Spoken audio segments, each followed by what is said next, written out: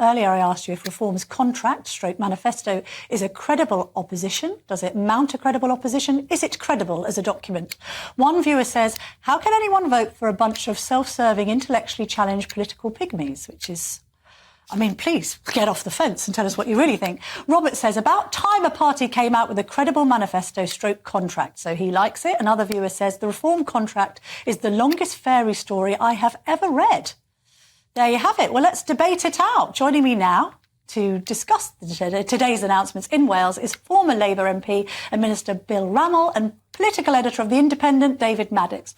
Almost mentioned your previous role, David, because I know you from my old Express days. Indeed. Lovely to see you, Bill and David. I mean, you can see the mixed reaction there.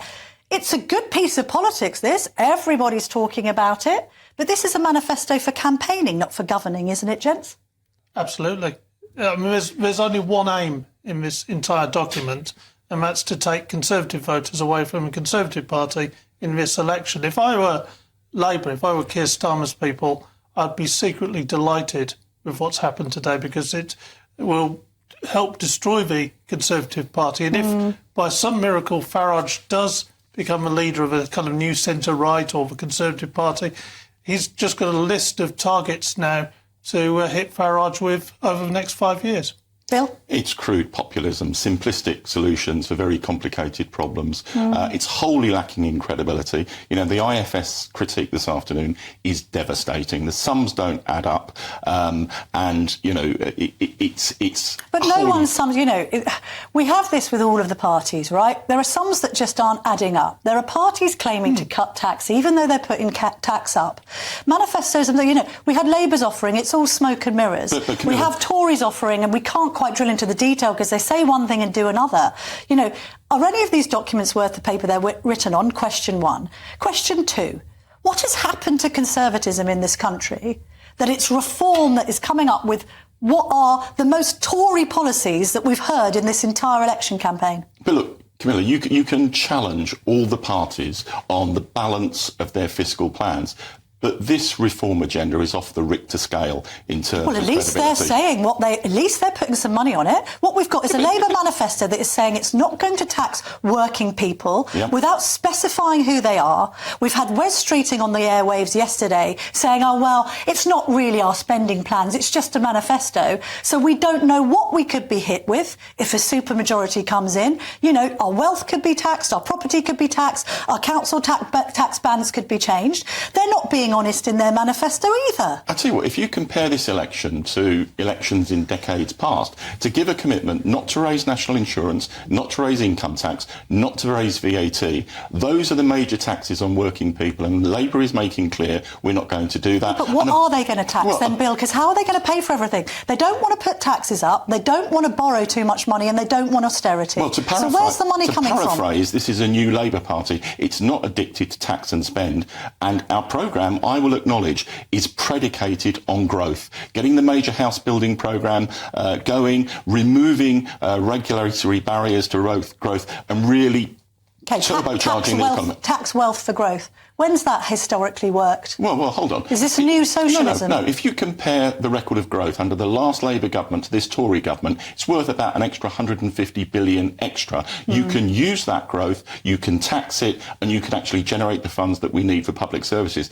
But compare and contrast to this dogfest that Reform have put forward this afternoon. It's wholly lacking credibility. I agree it's about trying to peel votes away from the Tory party, but, you know, this is not serious politics. It will succeed in doing that, though, simply because the Tory party has given up being Conservative, and this has been its problem for the last 2 years, well, maybe even longer than the last 2 years. Well, some people might say it's been its problem since the days of David Cameron's election. Indeed, but you know what? Far be it from me to advise the Tory party, but I think they've got to stop treating Reform as a vote for Labour, because people have plugged in a Labour victory. They've got to start taking Reform on the arguments. And this is true, uncredible. Hang on a minute, Dave. I mean, you covered Brexit campaign for the Express very, very closely. You went up and down the country speaking to Red Wall voters.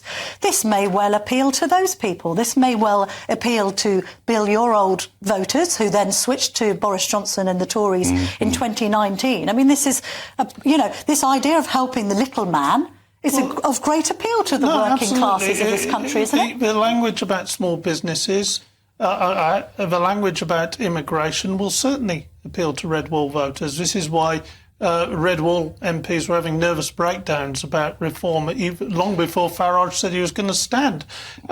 So, it's certainly going to be effective.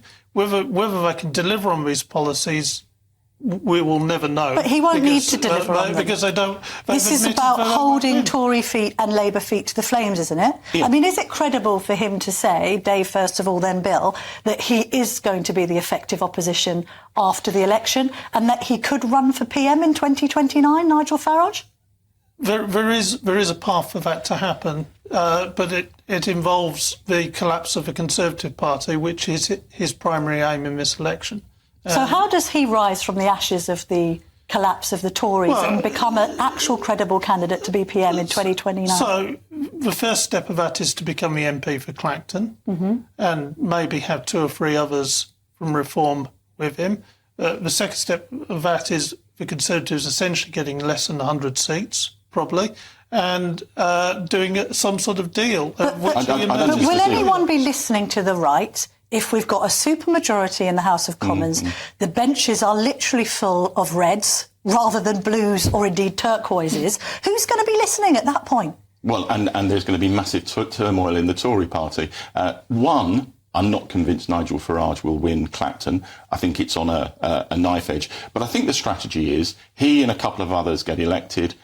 They then defect to the Tory party. He said he doesn't want to do that. Yeah, and he said he wants to attract the likes of Braverman and Rees-Mogg and others to Reform. Yeah, and he said a lot of things that he's gone back on. I think that's the crude strategy. But I tell you this, I think the Tory party, if they allow him in, will rue the day that they do that, because they will be confirming they've moved away from the centre ground of British politics. And ultimately, whatever people say, the centre ground is the only place that you can win general elections. But then you could argue that the centre ground has moved. I mean, the fact that this manifesto, which wouldn't have looked out of place in a 1980s or 1990s Tory government, is now seen as somehow extreme. It's a right-wing manifesto, isn't it? Because the centre ground's moved, Bill. You've got to accept that. Yeah, but look at some of the substance of what apparently Reform are far right. Well, if Reform are far right, what are Nazis? OK, but they're not actually standing up for the little man, as you said.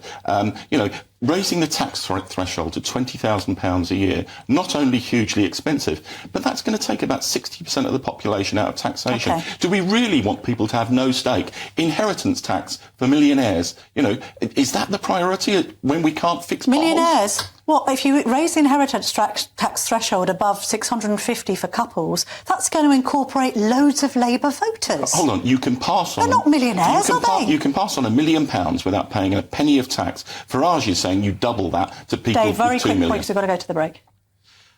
I think it will be effective, and we can see it in the polls. Where will Reform top out? Are they going to top out with 20, 25? What do you think? I think they'll top out around 15, actually. Really? Yeah. Go up to go down. All right. I think they'll top out behind the Tory party. All right. Bill Rammell, David Maddox, thank you very much indeed.